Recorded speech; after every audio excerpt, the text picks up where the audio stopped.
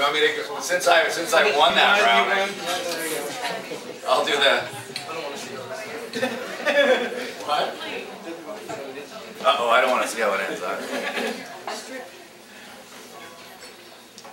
We met inside of a ping pong ball. You said if I loved you, we could have it all. But it's the biggest breakup since the Berlin Wall. Making love in the Burn War. Yeah. Making love in the Burn War. I forgot. I have it here. I took some new one. Oh, I know. Now I gotta put my boot back on. Making love in the Burn Ward. Split apart.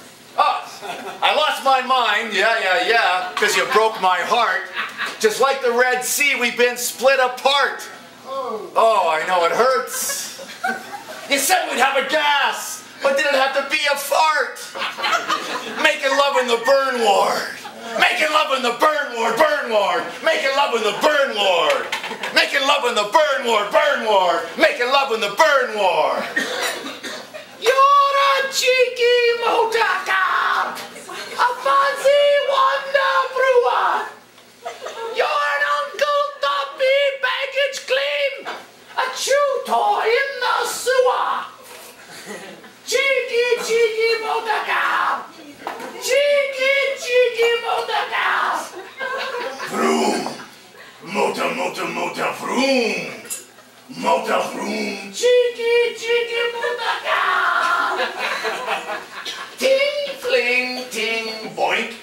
Spring, ring, jing, doink. I hope you treat your new boy well, or else you'll give him dizzy spells.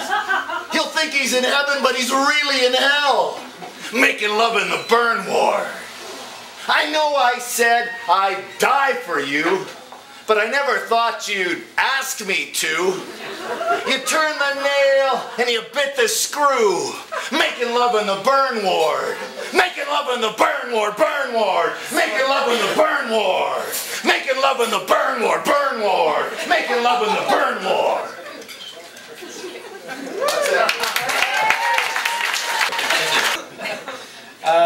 Poem. It's called Everyone Has a Poem About Cancer. Everyone has a poem about cancer. I heard the poet tell us that this is what the other poet had remarked to him as they both listened to still another poet on stage read their poem about cancer. This being the first poet's preface to his own poem about cancer. And I thought about my poems, a small book filled with them, like a tiny carcass riddled with this disease, and I wondered if I'd fallen into some trap of convention, become a cliche, a morbid stereotype, a trick-or-treat grim reaper when all I was trying to do was flesh out the pain, put a face and a heart and a life to the cold statistic death ultimately becomes. Poems, however, should not be like statistics. They should not be counted blindly together, their potency lost in the raw sterility of incomprehensible numbers. Everyone has a poem about cancer. This is the most common symptom, the one best illustrating its deep infiltration into our skins, our throats, our brains, our lungs, our testicles, our prostates, our ovaries, our lymph nodes, our livers, our bowels, our breasts, our bones, and our blood. It has seeped into our language, cancerous being a term for anything that eats away at the temple wall like termites or unrequited love. It's everywhere, in the water, in the air, in my food, in cell phones and microwaves. Smoking can cause cancer. Drinking can eventually cause cancer. Hell, even the sun can cause cancer these days.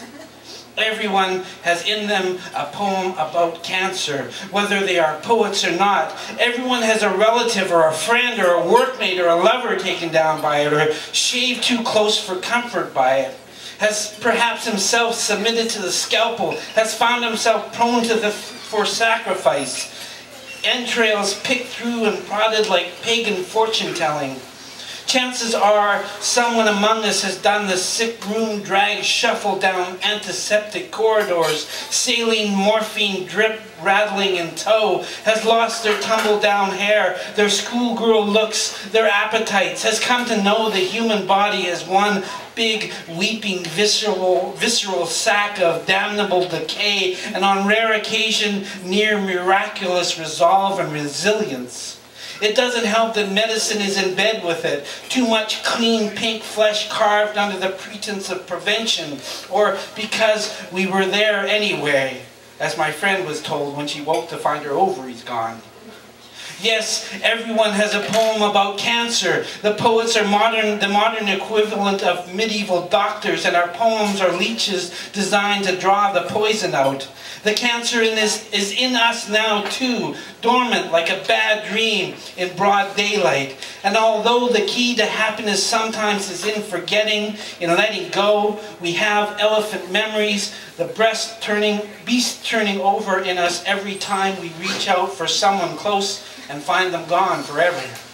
And when I write a poem about cancer, I am David. No stones to sling up at the fearsome giant, just a handful of words, wishing I could put a shape to its menace and slay it, and for once and for all, finally put an end to all the poems we can't stop writing about cancer.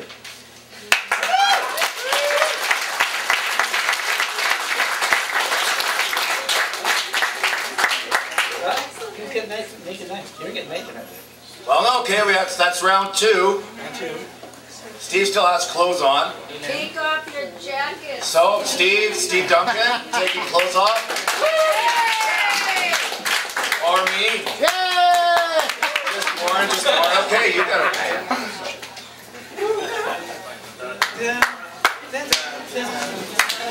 It's going over well.